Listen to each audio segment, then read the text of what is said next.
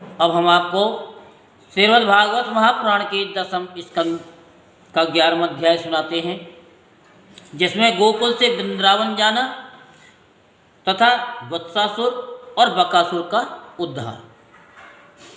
श्री सुखदेव जी कहते, परीक्षित, वृक्षों के गिरने से जो भयंकर शब्द हुआ था उसे नंद बाबा आदि गोपों ने भी सुना। उनके मन में ये शंका हुई कि कहीं बिजली तो नहीं गिरी। सब के सब भयभीत होकर वृक्षों के पास आ गए। वहाँ पहुँचने पर उन लोगों ने देखा कि दोनों अर्जुन के वृक्ष गिरे हुए हैं। यद्यपि वृक्ष गिरने का कारण स्पष्ट था, वहीं उनके सामने ही रस्सी में बंधा हुआ बालक उखल खींच रहा था, परंतु वे समझ न सके ये किसका काम है। ऐसी आश्चर्यजनक दुर्घटना कैसे घट गई, ये सोचकर वे कातर हो गए। उनकी बुद्धि भ्रमित हो गई। वहाँ कुछ बालक खेल रहे थे। उन्होंने कहा, अरे इसी कन्हैया का तो काम है। ये दोनों वृक्षों के बीच में से होकर निकल रहा था। ओखल तिरछा हो जाने पर दूसरी ओर से इसने उसे खींचा और वृक्ष गिर पड़े। हमने तो इनमें से निकलते हुए 2 पुरुष भी देखे, परंतु गोपों ने बालकों की बात नहीं मानी। वे कहने लगे, एक नन्हा सा बच्चा इतने बड़े वृक्ष को उखाड़ डाले, ये कभी संभव नहीं है। किसी किसी के चित्त में श्री कृष्ण की पहले की लीलाओं का स्मरण करके संदेह भी हो आया। नंद बाबा ने देखा कि उनका प्राणों से प्यारा बच्चा रस्सी से बंधा हुआ उखल घसीटता जा रहा है। वे हंसने लगे और जल्दी से जाकर उन्होंने रस्सी की गांठ खोल दी। नंद बाबा इसलिए हंसे कि कन्हैया कहीं ये सोचकर डर ना जाए कि जब माँ ने बांध दिया तब पिता कहीं आकर पीटने ना लगे। माता ने बांधा और पिता ने छोड़ा। भगवान श्री कृष्ण की लीला से ये बात सिद्ध हुई कि उनके स्वरूप में बंधन और मुक्ति की कल्पना करने वाले दूसरे ही हैं। वे स्वयं न बद्ध हैं और न मुक्त हैं।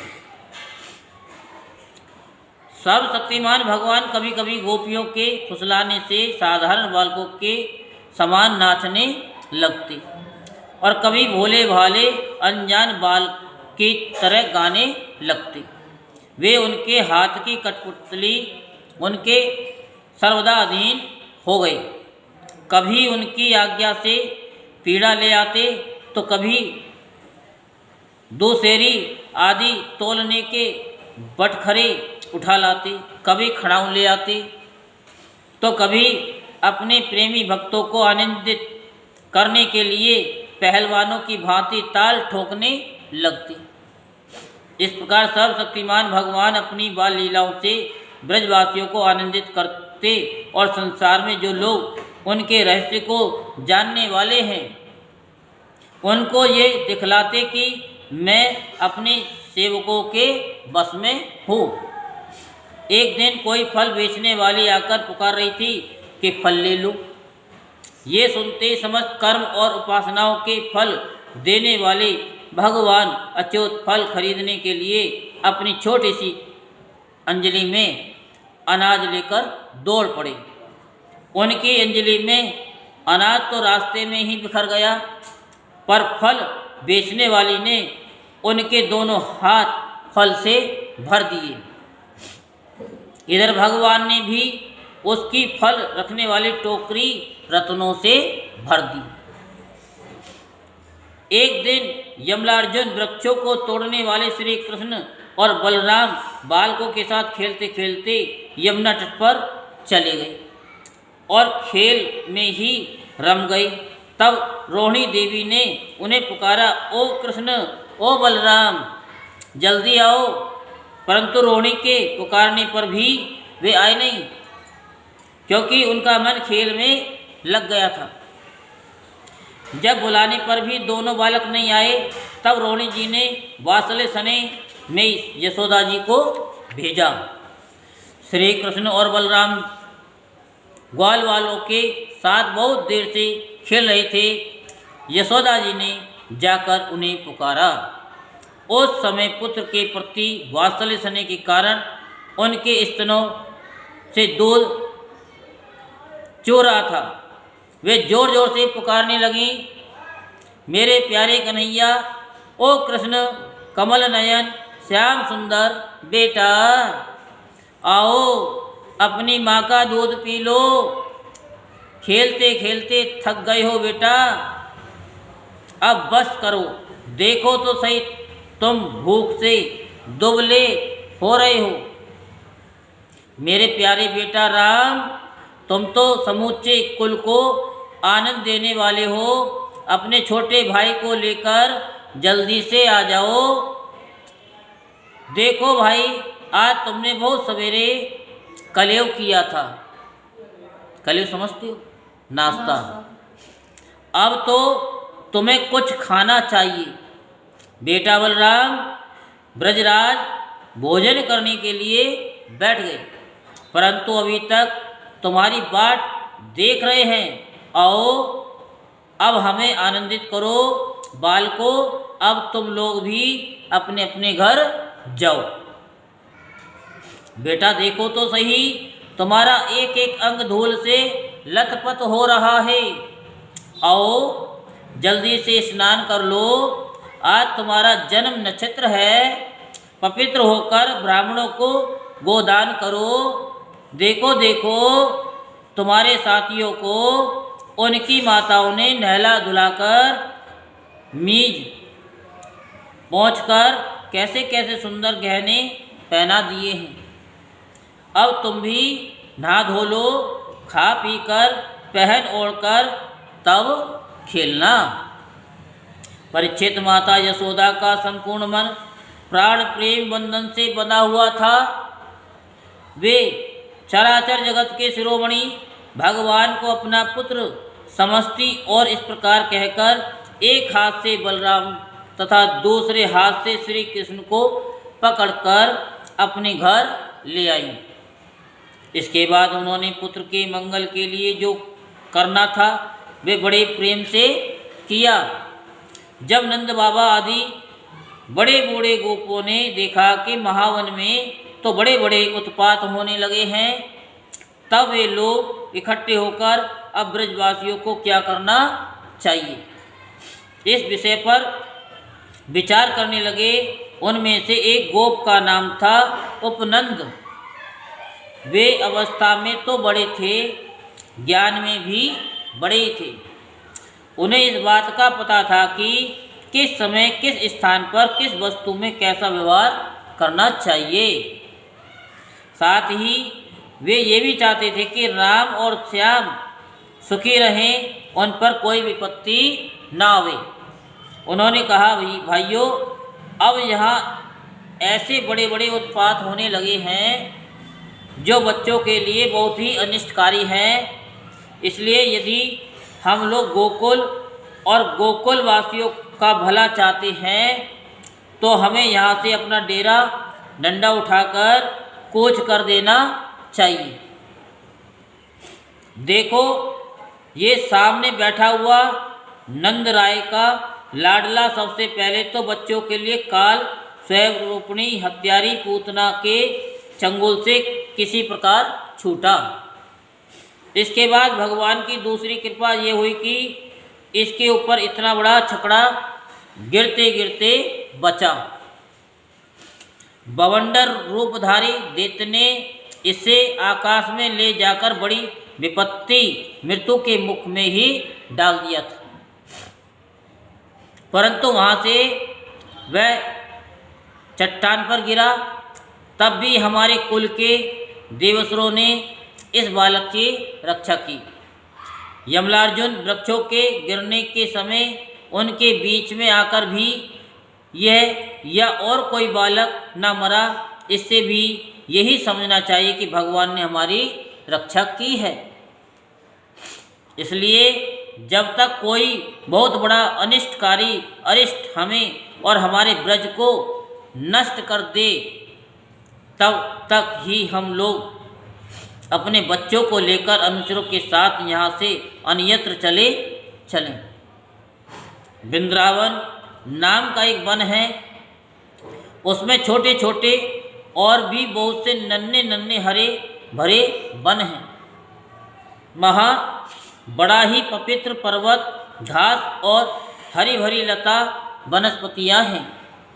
हमारे पशुओं के लिए तो वह बहुत ही हितकारी हैं। गोप गोपी और गायों के लिए वह केवल सुविधा का ही नहीं, सेवन करने योग्य स्थान है। सो यदि तुम सब लोगों को ये बात जचती हो तो आज ही हम लोग वहाँ के लिए कूच कर दें। देर ना करें, गाड़ी छकड़े जोते और पहले गायों को, जो हमारी एकमात्र संपत्ति है, वहाँ भेज दें। उपनंद की बात सुनकर सभी गोपों ने एक स्वर से कहा, बहुत ठीक, बहुत ठीक। इस विषय में किसी का भी मतभेद न था। सब लोगों ने अपनी झुंड की झुंड गायें इकट्ठी की और छकड़ों पर घर की जब सामग्री लाद कर वृंदावन की यात्रा की। परीक्षित ग्वालों ने बूढ़ों, बच्चों, स्त्रियों और सब सामग्रियों को छकड़ों पर चढ़ा दिया और स्वयं उनके पीछे पीछे धनुष बाण लेकर बड़ी सावधानी से चलने लगे। उन्होंने गौ और बछड़ों को तो सबसे आगे कर लिया और उनके पीछे पीछे सिंगी और तुरही जोर जोर से बजाते हुए चले। उनके साथ ही साथ पुरोहित लोग भी चल रहे थे। गोपियाँ अपने अपने वक्ष स्थल पर नई केसर लगाकर, सुंदर सुंदर वस्त्र पहनकर, गले में सोने के हार धारण किए हुए रथों पर सवार थीं और बड़े आनंद से भगवान श्री कृष्ण की लीलाओं के गीत गाती जाती थीं। यशोदा रानी और रोहिणी जी भी वैसे ही सज धज कर अपने अपने प्यारे पुत्र श्री कृष्ण तथा बलराम के साथ एक छकड़े पर शोभायमान हो रही थी। ये अपने दोनों बालकों की तोतली बोली सुन सुनकर भी अगाती न थी और सुनना चाहती थी।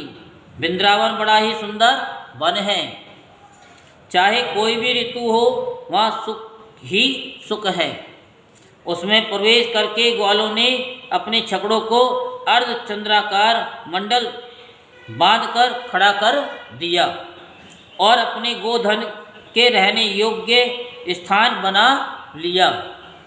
परीक्षित वृंदावन का हरा भरा वन, अत्यंत मनोहर गोवर्धन पर्वत और यमुना नदी के सुंदर सुंदर पुलिनों को देखकर भगवान श्री कृष्ण और बलराम जी के हृदय में उत्तम प्रीति का उदय हुआ। राम और श्याम दोनों ही अपनी तोतली बोली और अत्यंत मधुर बालोचित लीलाओं से गोकुल की ही तरह वृंदावन में भी ब्रजवासियों को आनंद देते रहे। थोड़े ही दिनों में समय आने पर वे बछड़े चराने लगे।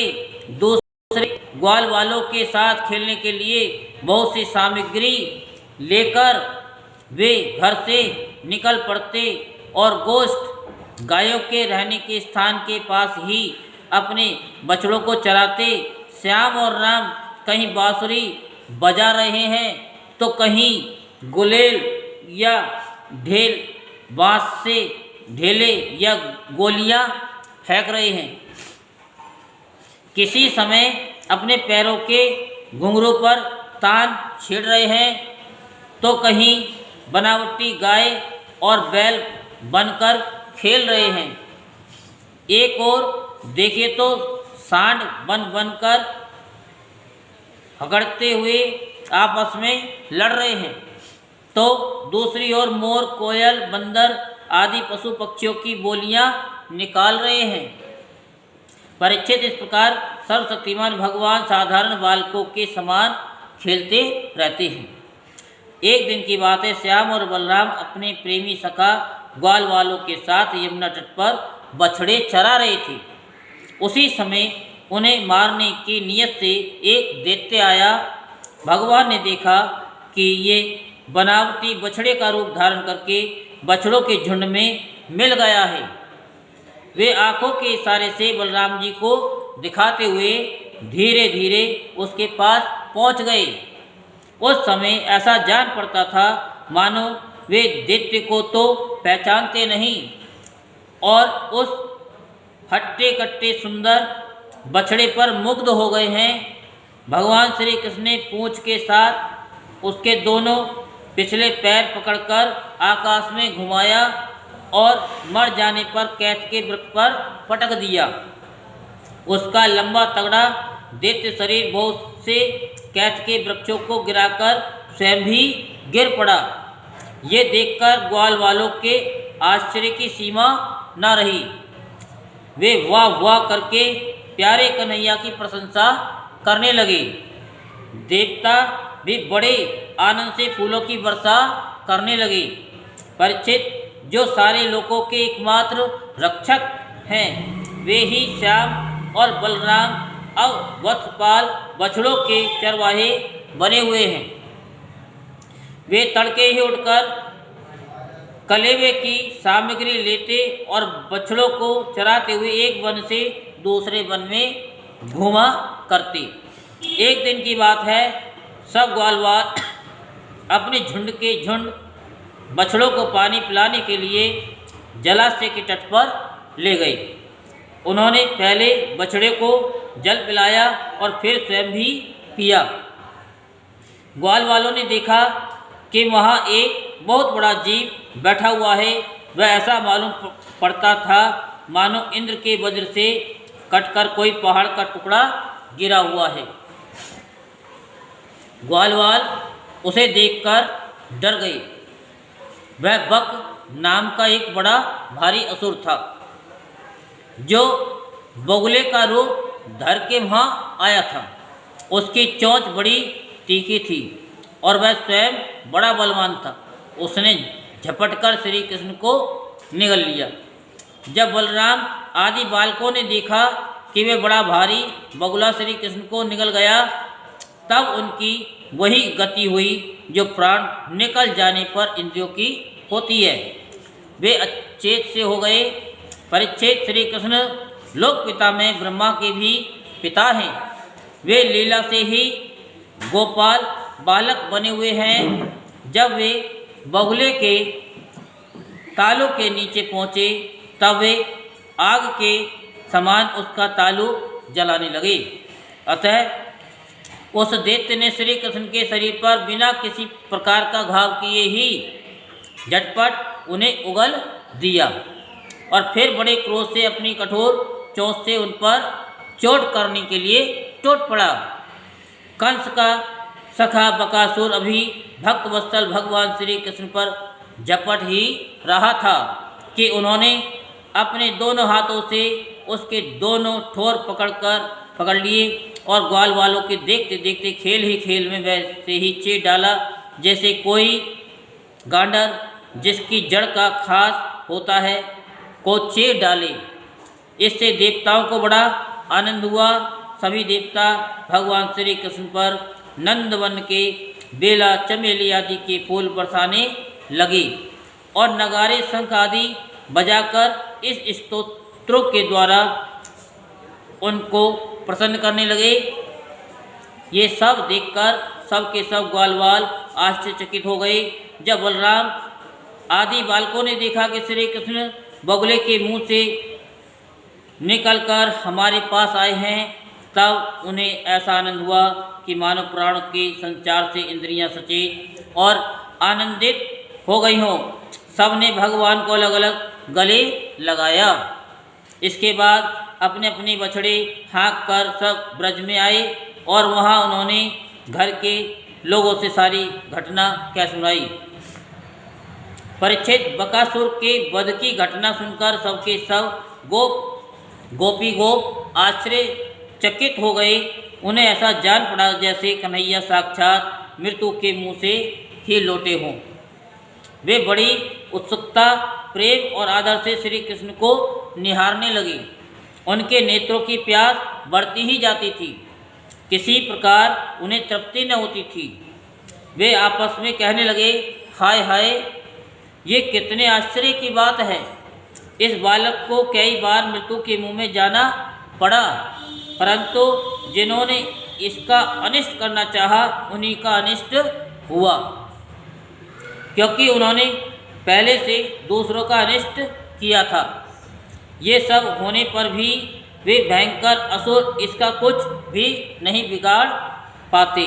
आते ही इसे मार डालने की नीयत से, किंतु आग पर गिरकर पतंगों की तरह उल्टे स्वयं स्वाहा हो जाते हैं। सच है, ब्रह्मवेत्ता महात्माओं के वचन कभी झूठे नहीं होते। देखो ना, महात्मा गर्गाचार्य जी ने जितनी बातें कही थी सब की सब सोलाने ठीक उतर रही हैं। नंद बाबा आदि गोपगण इसी प्रकार बड़े आनंद से अपनी श्याम और राम की बातें किया करते हैं। वे उनमें इतने तन्मय रहते कि उन्हें संसार के दुख संकटों का कुछ भी पता ही न चलता। इसी प्रकार श्याम और बलराम ग्वाल वालों के साथ कभी आँख मिचौली खेलते तो कभी पुल बांधते, कभी बंदरों की भांति उछलते कूदते तो कभी और कोई विचित्र खेल करते। इस प्रकार के बालोचित खेलों से उन दोनों ने ब्रज में अपनी बाल्यावस्था व्यतीत की। यहीं पर श्रीमद् भागवत महापुराण के 10वें स्कंद का 11वां अध्याय संपूर्ण होता। बोल वृंदावन बिहारी लाल की, बोल बाकी बिहारी लाल की। जय जय श्री राधेश्याम, जय जय श्री राधेश्याम, जय जय श्री राधेश्याम।